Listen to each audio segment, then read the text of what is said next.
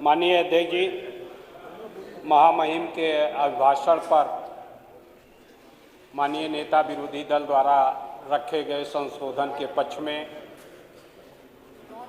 आपने मुझे बोलने का अवसर प्रदान किया, इसके लिए मैं आपका आभारी हूँ। हाँ। माननीय अध्यक्ष जी, मैंने भी भाषण कई बार पढ़ा, सुना तो था ही, कई बार पढ़ा भी, और पढ़ने के उपरांत मुझे लगा कि ये भाषण धोखा है प्रदेश की जनता के लिए। पर सरकार के पास कोई नीतियां नहीं हैं, केवल जनता को गुमराह करने का एक दस्तावेज है। और माननीय महामहिम राज्यपाल महोदया ने भी इस बात को महसूस किया कि प्रदेश सरकार के द्वारा जो भाषण तैयार किया गया है उसमें जनता के लिए कुछ भी नहीं है। जैसा माननीय नेता विरोधी दल ने कहा, उसी कारण उन्होंने यहाँ आने से हिचक रही थी। सरकार के दबाव के बाद, आग्रह के बाद, उनसे आग्रह करने के बाद 7.5 मिनट विलंब से, और प्रदेश के इतिहास में पहली बार ऐसा हुआ है कि कोई महामहिम राज्यपाल निर्धारित समय से 7.5 मिनट विलंब से आया हो। ये इस बात को साबित करता है मान्यवर कि इस भाषण में कुछ भी नहीं है। मान्यवर, मैं कोई बहुत लंबा समय आपका नहीं लेना चाहूँ, सदन का नहीं लेना चाहूँगा। माननीय नेता प्रतिपक्ष के द्वारा बहुत सी बातें रखने का काम किया गया है, मैं उसको दोहराने का भी काम नहीं करूँगा। प्रस्तावक महोदय माननीय श्री उपाध्याय जी द्वारा जब धन्यवाद प्रस्ताव रखा गया तो उन्होंने भी अपना जो भाषण दिया धन्यवाद प्रस्ताव के पक्ष में, उसमें भी प्रदेश सरकार के कार्यों का उल्लेख न करते हुए राष्ट्रीय और अंतर्राष्ट्रीय बातों को रखने का काम किया। 90% समय उन्होंने जैसे राष्ट्रीय अंतर्राष्ट्रीय सदन में कोई बोल रहे हों उस तरह से बात रखने का काम किया। और मैंने पहली बार ये भी देखा कि प्रदेश के बारे में चर्चा कम, देश के प्रधानमंत्री का केवल तारीफ करने में पूरा समय उन्होंने बिताने का काम किया। माननीय मुख्यमंत्री जी की भी तारीफ में बहुत कम बोलने का काम किया। उन्होंने अपना ज्यादा समय, इसलिए उनको भी लग रहा था कि प्रदेश में तो कुछ हुआ ही नहीं और हमें चुनाव में जाना है तो हमें किसका यशगान करना है, केवल इसी बात को ध्यान में रखते हुए उन्होंने अपने भाषण को रखने का काम किया। मान्यवर, एक बात उन्होंने कहा कि डिजास्टर मैनेजमेंट के मास्टर हैं। माननीय नेता प्रतिपक्ष के द्वारा भी कोरोना के प्रबंध के बारे में चर्चा करने का काम किया गया। मैं ज़्यादा समय उस पर नहीं लेना चाहूँगा, लेकिन आपसे निवेदन जरूर करना चाहूँगा कि माननीय प्रधानमंत्री जी ने 8 बजे घोषणा किया, 12 बजे लॉकडाउन कर दिया। हम बंबई गए हों, दिल्ली गए हों, किसी दूसरी जगह गए हों, अपने घर में ना हों और दूसरे के घर में अतिथि बनकर गए हों, लॉकडाउन हो गया, 4 घंटे में नहीं आ सकते तो महीना 2 महीना वहां बिताना कठिन होगा। बंबई में रहने वाला मजदूर एक एक घर में, खोली में 50-50 मजदूर रहता है। इस तरह रह जाता है कि पाली वाइज उसकी शिफ्ट रहती है, कोई किसी समय गया, कोई किसी समय काम पर गया, एक साथ उसमें रहना नहीं रहता, उसमें रह लेता है। जब लॉकडाउन लग गया, उसको आने को नहीं मिला, खाने को नहीं मिला, तो विद्रोह पैदा हो गया और वो अपने घर की तरफ भागने का काम किया। और जिस तरह से रास्ते में जिस तरह की परेशानियों का सामना करना पड़ा मान्यवर, ये मैनेजमेंट का उदाहरण नहीं है। जिस तरह से सीमेंट के मिक्सचर मशीन के अंदर बैठकर उसको चलना पड़ा मजबूरन, जिस तरह से माल गाड़ियों में माल ढोने वाले ट्रकों के माल के बीच में बैठकर उसको आना पड़ा, ये मैनेजमेंट का कौन सा रूप है? माननीय उपाध्याय जी जरा इसको भी इंगित करने का काम करें। किस तरह से प्रदेश का प्रवासी मजदूर जो दूसरे प्रांतों में था वो किस तरह से प्रत्याड़ित किया गया। मानवर, एक उदाहरण में, कोई लंबा चौड़ा नहीं, जगह जगह से फोन आता था, हम लोग उनके खातों में पैसा डालने का काम भी किए, अनेकों मजदूरों के खातों में पैसा डालने का काम किया गया। मानवर, एक उदाहरण मैं बताना चाहता हूं जो मेरे सामने आया। हमारे क्षेत्र के 10-12 मजदूर थे, किसी तरह से ट्रक के माल के बीच में बैठकर आए, प्रतापगढ़ में उनको छोड़ दिया गया, वहां पर जंगल किसी जगह छोड़ा गया, बेचारे 4 दिन से भूखे प्यासे। अंत में मुझे फोन किया, हमने कुछ खाने का प्रबंध कराया। मैंने माननीय मुख्यमंत्री जी को संज्ञान में भी लाने का प्रयास किया, लेकिन उसके बावजूद भी उनको ना तो वहां पर कोई व्यवस्था की गई, ना वहां से लाने की कोई व्यवस्था की गई। वो रेलवे की पटरियों पर चढ़ते चलते हुए 40 से 50 किलोमीटर पैदल उनको चलना पड़ा। मानवर, इस तरह का मैनेजमेंट दूसरी तरफ है। बड़ी चर्चा करते हैं हमारे संसदीय कार्य मंत्री जी, यूरोप और अमेरिका का उदाहरण देने लगते हैं कि हमने मैनेजमेंट किया जिसके कारण कोरोना के समय हमारे लोगों के साथ उतने हम प्रभावित नहीं हुए, इफेक्टिव नहीं हुए। हमारे यहाँ मरने वालों की संख्या उस तरह का नहीं रही जो अमेरिका और यूरोप में रहा। अमेरिका और यूरोप का तो उदाहरण देते हैं, लेकिन चीन और पाकिस्तान और बांग्लादेश का उदाहरण नहीं देते। चीन में 89,000 केवल पॉजिटिव हुए। उत्तर प्रदेश से कितना बड़ा देश है वो, हमारे देश से 1.5 गुना की आबादी वाला चीन 89,000 पर पॉजिटिव होने पर रोक लेता है और हम 1,10,00,000 से ऊपर पहुंच जाते हैं। उत्तर प्रदेश में 8,000 लोग मृत्यु प्राप्त करते हैं, पाकिस्तान में भी लगभग उतना ही मृत्यु होती है। उन्होंने कोई लॉकडाउन इस ढंग से नहीं किया। हम लॉकडाउन किए, लोग प्रताड़ित हुए, और जैसा माननीय नेता प्रतिपक्ष ने कहा कि जितने लोग कोरोना से नहीं मरे उससे कई ज्यादा गुना लोग प्रॉपर इलाज न होने के कारण अन्य बीमारियों से मर गए। इसका उल्लेख आपने नहीं किया।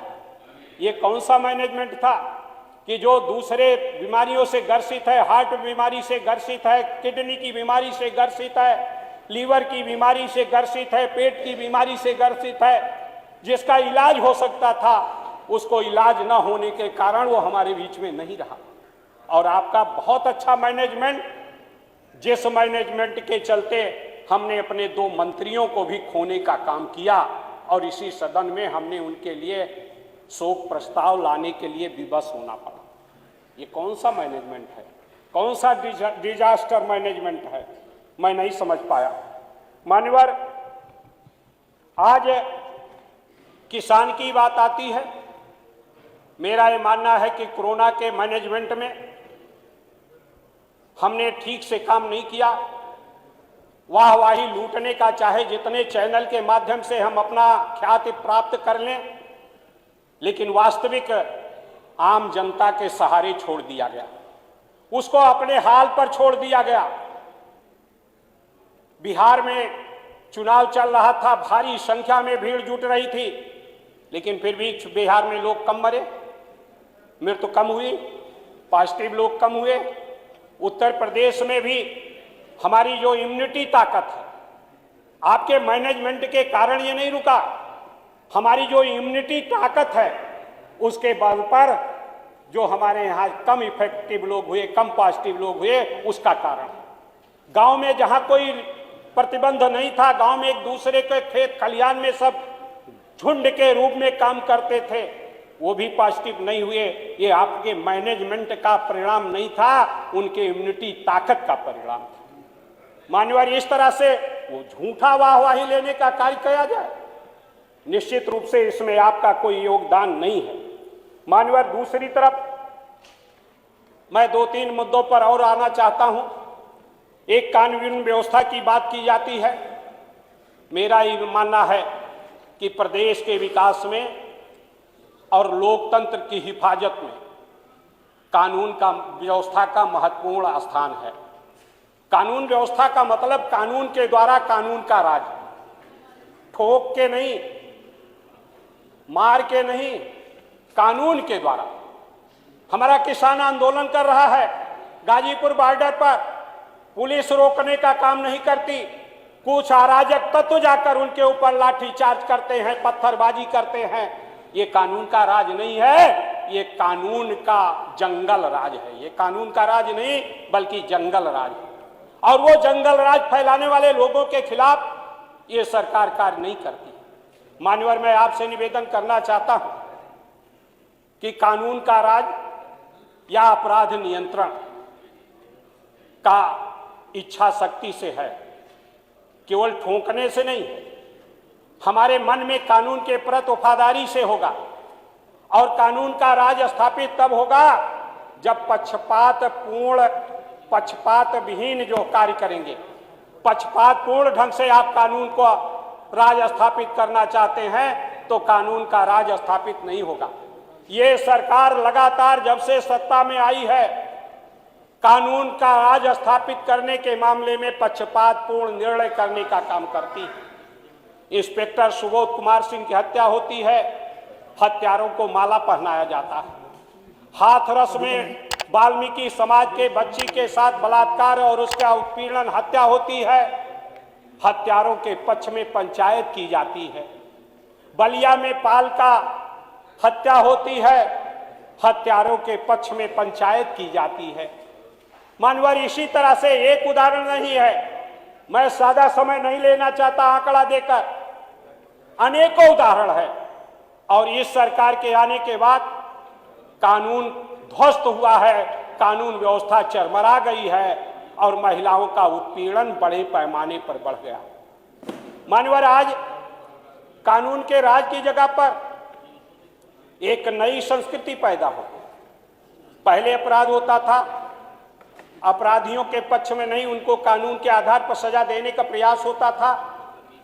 आज अपराधियों का हौसला इतना अधिक बढ़ गया है कि अपराध करते हैं, और विशेषकर महिलाओं के प्रति बलात्कार होती है, और बलात्कार के बाद उनकी हत्या करने का एक नया चलन पैदा हो गया।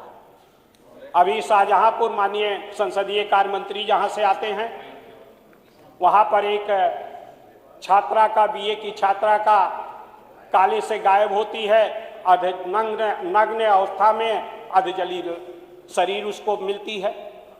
2 बच्चियां, मासूम बच्चियां पढ़ने जाती हैं, 2 बच्चियां गायब होती हैं, अंत में उसमें एक मृत पाई जाती है और एक घायल अवस्था में अस्पताल में उसके एडमिट करने का काम किया जाता है। कौशाम्बी में गैंग रेप होता है। उन्नाव की घटना का जिक्र मैं दोबारा नहीं करना चाहूंगा, मैंने इसी सदन में दोहराने का काम किया। हमारी सरकार बहुत बढ़ चढ़कर, और माननीय मुख्यमंत्री जी बहुत बढ़ चढ़कर इस बात का आंकड़ा देते हैं कि हमने अपराध पर इतना नियंत्रण किया। मान्यवर, मेरे पास national crime in India 2019, national crime record bureau, ministry of home affairs, Bharat के गृह मंत्रालय का जो नेशनल क्राइम रिकॉर्ड ब्यूरो है, उसका आंकड़ा है मेरे पास, जिस आंकड़े में उत्तर प्रदेश में महिलाओं के प्रति अपराध 2017 में 56,011 था, 2018 में 62,445 हुआ और 2019 में 62,853 हुआ। मान्यवर, अपराध दर के लिहाज से महिलाओं के प्रति जो अपराध है उसमें हमारा स्थान 16वां है, यानी हमसे 20 राज्य ऐसे हैं जिनमें अपराध दर हमसे कम है। मैं अपराध की संख्या नहीं बता रहा हूं, अपराध की संख्या के आधार पर तो उत्तर प्रदेश पहला स्थान रखेगा ही, इसलिए कि हमारी आबादी ज्यादा है, आबादी के दृष्टि से हम ज्यादा, लेकिन अपराध दर जो 1 लाख पर प्रति अपराध का आंकड़ा निकाला जाता है उसके हिसाब से मान्यवर 20 राज्यों में हमसे कम, 36 राज्यों में से 20 राज्यों में अपराध दर हमसे कम है महिलाओं के प्रति। इसी तरह से कुल अपराध मान्यवर, माननीय संसदीय कार्य मंत्री जी ने आंकड़ा दिया कि हमने कत्ल में इतना कर लिया, कम कर लिया, इसमें इतना कम किया, इसमें इतना कम कर लिया, लेकिन कुल अपराध नेशनल क्राइम ब्यूरो का जो आंकड़ा है उसके अनुसार 2016 में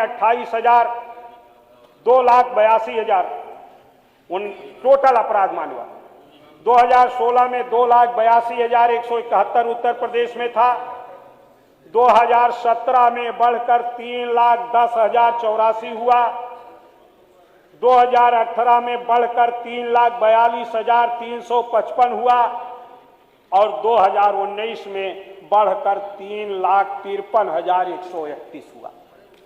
ये हमारा आंकड़ा है अपराध का, माननीय संसदीय कार्य मंत्री जी, नेशनल क्राइम ब्यूरो के रिकॉर्ड के अनुसार। और फिर भी हम कहते हैं कि अपराध बढ़ रहा है, अपराध घट रहा है। हमने कानून व्यवस्था का राज स्थापित किया है, कानून व्यवस्था का राज स्थापित नहीं होगा यदि आप सिर्फ अधिकारियों के भरोसे रहेंगे। आज थानों में हमारे तमाम साथी यहाँ बैठे हुए हैं, थाने में क्या स्थिति है, समाप्त करिए। थाने में मान्यवर आधा घंटा आपसे समय लिया था आपने, नहीं आधा घंटा, अभी तो 10 या 12 मिनट हुआ। हाँ 10 या 12 मिनट, मैं बस थोड़े समय मैं ज्यादा समय नहीं हूँ मान्यवर। आज 10 या 12 मिनट हुआ मान्यवर। आज थानों में क्या स्थिति है, किस तरह के इंस्पेक्टर पोस्ट किए गए हैं, मैं उसके उल्लेख बहुत ज्यादा करके मैं ऐसी स्थिति नहीं बनाना चाहता, लेकिन माननीय संसदीय कार्य मंत्री जी स्वयं अपने स्तर से पता करने का काम करें कि किस तरह से वहां पर उगाही का काम किस तरह से चल रहा है। इस पर भी जब तक आप नियंत्रण नहीं करेंगे तब तक अपराध को रोकने का काम नहीं हो सकता। आपने नारा दिया था न गुंडा राज न भ्रष्टाचार, उस नारे को आपने किस स्तर पर पहुंचाया है, मैं इसके बारे में आपसे स्वयं चाहूंगा कि आप बिना स्वयं अपने स्तर से पता करने का काम करें। मैं उसका उदाहरण नहीं दूं। दूसरा मान्यवर, किसान की बात आती है, किसान के बारे में बहुत लंबा चौड़ा चर्चा की जाती है कि हमने किसानों की आमदनी दो गुना, मैं 4 साल से लगातार सुन रहा हूं। 2017 से माननीय अग्रवाल जी ने जब बजट प्रस्तुत किया था तब से सुन रहा हूं कि हम किसानों की आमदनी 2 गुना करेंगे 22 तक। 2017 में कह रहे थे, 2022-21 में भी कह रहे हैं। दुगना तो हुआ नहीं, हाँ आमदनी तो दुगना नहीं हुआ, उसकी जो उत्पादन लागत था वो 2 गुना हो गया। डीजल का दाम जो 60 रुपए के लगभग था 17 के पहले, वो बढ़कर 81 रुपए से ज्यादा हो गया किसान को पंपिंग सेट में, और साथ साथ ट्रैक्टर में डीजल की जरूरत पड़ती है।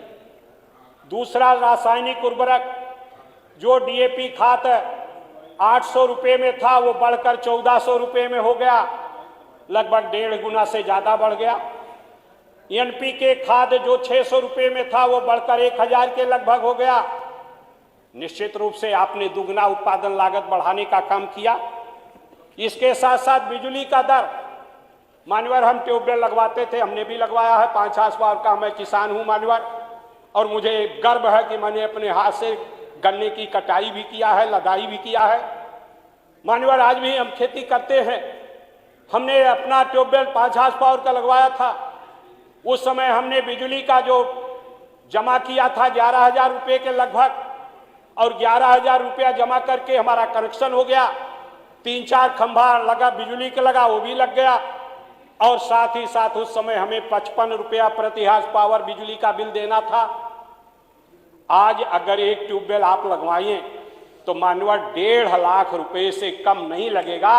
68,000 रुपया सरकार अगर छूट भी मान लिया जाए तब भी 70-75 हजार रुपए से कम 5 हाउस पावर का ट्यूबवेल का कनेक्शन लेने में नहीं लगेगा। इसके साथ साथ जो 55 रुपया प्रति हाउस पावर था वो बढ़कर 255 रुपया हो गया प्रति हाउस पावर। और कह रहे हैं कि हम किसान की आमदनी बढ़ा रहे हैं। ये किसान की आमदनी बढ़ाना हुआ कि किसान के उत्पादन लागत बढ़ाना हुआ। मैं भी कृषि का विद्यार्थी रहा हूं, हमने भी कास्ट ऑफ प्रोडक्शन निकाला है, हमने वही पढ़ाई की है और अब खेती करते रहे, उसमें भी देखने का काम किया।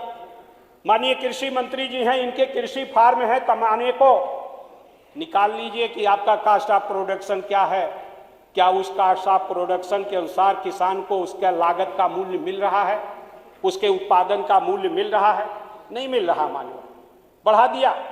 दूसरी बात, हमारे गन्ना मंत्री बहादुर साथी हैं और बहुत अच्छे वक्ता, उनके वक्ता होने में कोई कमी नहीं, और बहुत यशगान करते हैं कि हमने किसानों के गन्ने का मूल्य 1,25,000 करोड़ का भुगतान किया।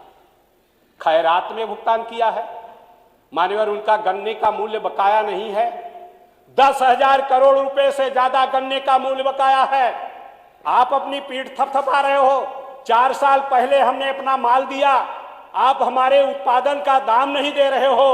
हम दिन रात मेहनत करके खेती में पैदावार करते हैं और 4 साल हमारा बकाया रहे, 3 साल बकाया रहे, 2 साल बकाया रहे। आप कौन सा खैरात में दे रहे हो कि उसको बोनस दे रहे हो? अगर हमारा मूल्य से ज्यादा आपने दिया है तो अपनी पीठ थपथपाइए। पहली बार अगर इस देश के इतिहास में, प्रदेश के इतिहास में ब्याज सहित भुगतान कराने का काम किया गया तो आदरणीय बहन कुमारी मालती जी के सरकार में 2011 में कराया गया, 10 और 11 में कराया गया। इसके बाद कभी भी नहीं हुआ कि 14 दिन से बाद अगर भुगतान नहीं हुआ तो ब्याज सहित भुगतान कराने का काम हुआ। केवल 1 वर्ष हुआ। मान्यवर कहते हैं कि हमने ये 5 साल में 100 रुपए से ज्यादा गन्ना मूल्य का दाम बढ़ाने का काम किया।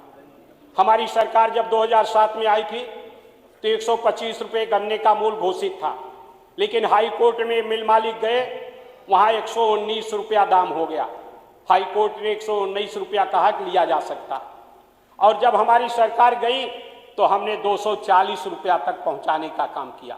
यानी 100 रुपये से ज्यादा अगर पहली बार पूरे प्रदेश के इतिहास में गन्ना मूल्य बढ़ाने का काम किया गया तो बहुजन समाज पार्टी की सरकार में करने का काम किया गया 5 साल में। आज ये सरकार बनी है, 5 साल के लगभग होने जा रहा। अंतिम बजट माननीय खन्ना जी ने प्रस्तुत कर दिया। 4 साल में केवल 10 रुपया बढ़ाने का काम किया और उसके भी बात कहते हो कि हमने 1,25,000 करोड़ रुपया। अरे ये बताओ कि आपका भुगतान बाकी कितना है? ये आपने कोई उपकार नहीं किया है, उनका बकाया था उसको आपने दिलाया है। उस दिलाने में आपको पसीना आ गया। आप ऐसा बताते हो जैसे एहसान कर दिया उसके ऊपर। मान्यवर, एहसान नहीं किया है, उनका पाई पाई भुगतान होना चाहिए और 14 दिन से बाद अगर भुगतान होता है तो ब्याज सहित भुगतान होना चाहिए। पटरौना में किसानों के ऊपर आकर गोली चलवाने का काम आपकी सरकार थी, तब उसने किया था, और आप दूसरे के ऊपर आरोप लगाने का काम करते हैं।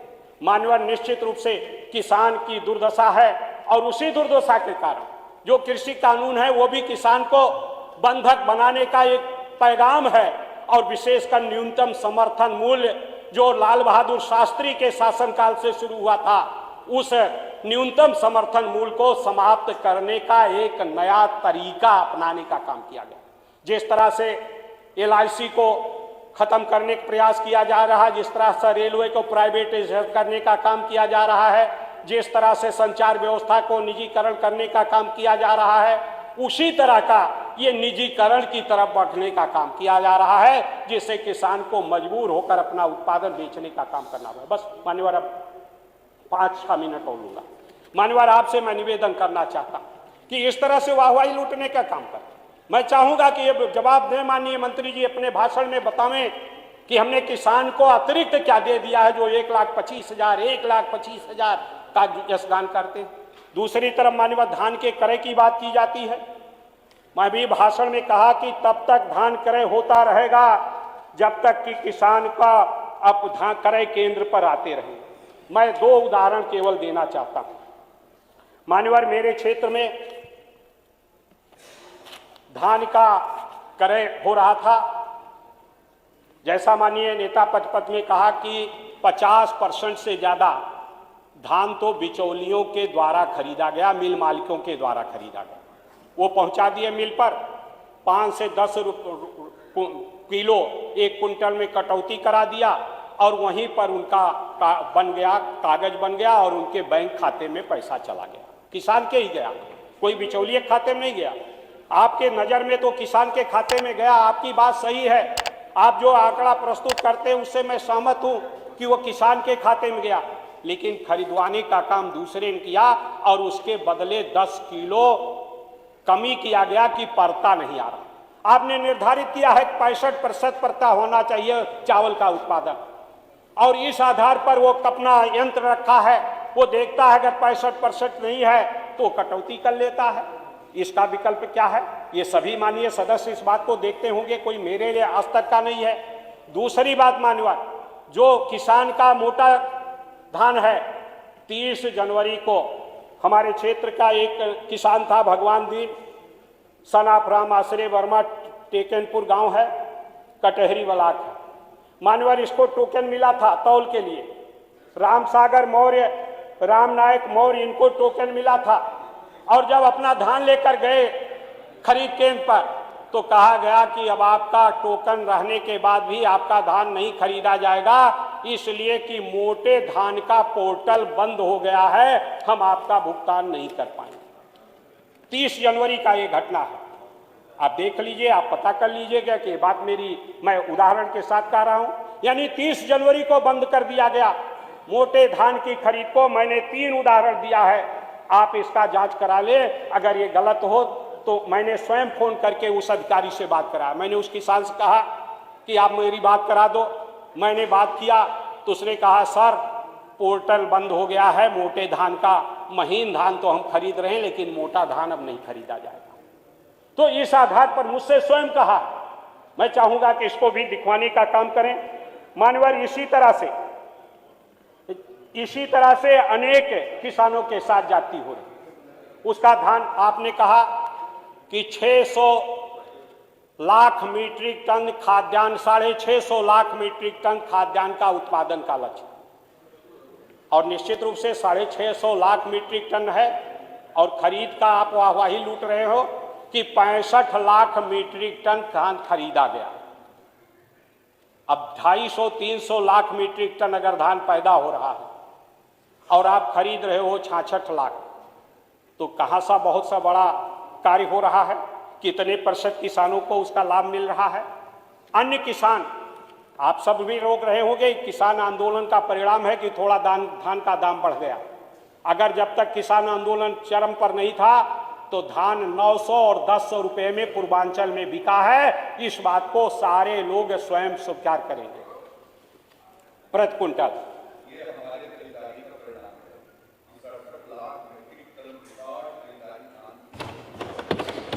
और लगभग 13 लाख किसानों का खरीदारी हम लोगों ने किया। अब मैं तो कह रहा हूं, जब बोलिएगा कहिए। अब मैं बैठ नहीं रहा हूं, मानिए अब बैठिए आप। मैं इसलिए आपसे निवेदन किया कि आप इतने विद्वान, मैंने तो उसको आपसे बता ही दिया को ठीक प्रकार से रखेंगे कि ये खरीदारी का परिणाम है कि बाजार आज हाई हो गया है और ऊपर जाकर के बिक्री हो गई। मैं इस पर मानवर, ये सब कारण खरीदारी के नहीं। खरीदारी तो जैसे गेहूं की खरीदारी केवल 35 लाख मीट्रिक टन हुआ, जो 9-10 के मुकाबले, 10-11 के मुकाबले भी ज्यादा नहीं था।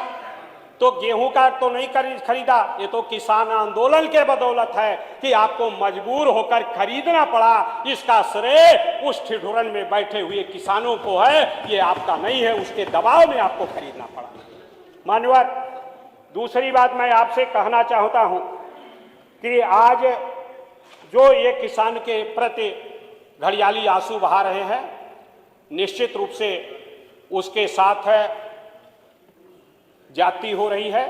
और जिस दिन ये कानून पूरी तरह से लागू हो गया तो न्यूनतम समर्थन मूल्य पर खरीद को खत्म करने के लिए ही ये कानून लाया गया। ऊपर चाहे जितनी बातें आप कह लें, लेकिन वो वास्तविकता है कि न्यूनतम समर्थन मूल्य पर खरीदना न पड़े, सरकार की जवाबदेही न हो, इसलिए उस कानून को लाया गया। मान्यवर, दुनिया का कोई भी ऐसा देश, अमेरिका जैसे विकसित देश में भी किसान को सब्सिडी दी जाती है, प्रति 1 हेक्टेयर 24-25 हजार से ज्यादा सब्सिडी दी जाती है। मान्यवर, इसलिए सब्सिडी दी जाती है कि किसान का जो रोजगार है वो लाभकारी नहीं है, वो दैवीय आपदाओं का परिणाम भी झेलता है। कभी फसल तैयार है, ओला पड़ गया, खत्म हो गया, आप आंसू पोंछ रहे हैं।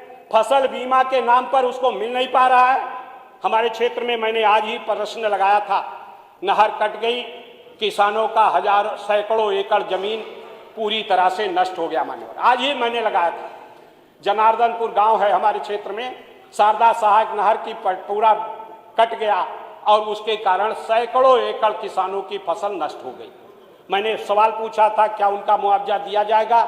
माननीय मंत्री जी का जवाब, जो तारांकित प्रश्न था, उसका जवाब आया कि ये व्यवस्था नहीं है। नहर की सिंचाई हम के समतुल्य, उस लागत के समतुल्य हम उसको राहत देते हैं। चूंकि अब नहर की सिंचाई निःशुल्क है, इसलिए उसको मुआवजे का कोई प्राविजन नहीं है। तो फसल बीमा किस लिए?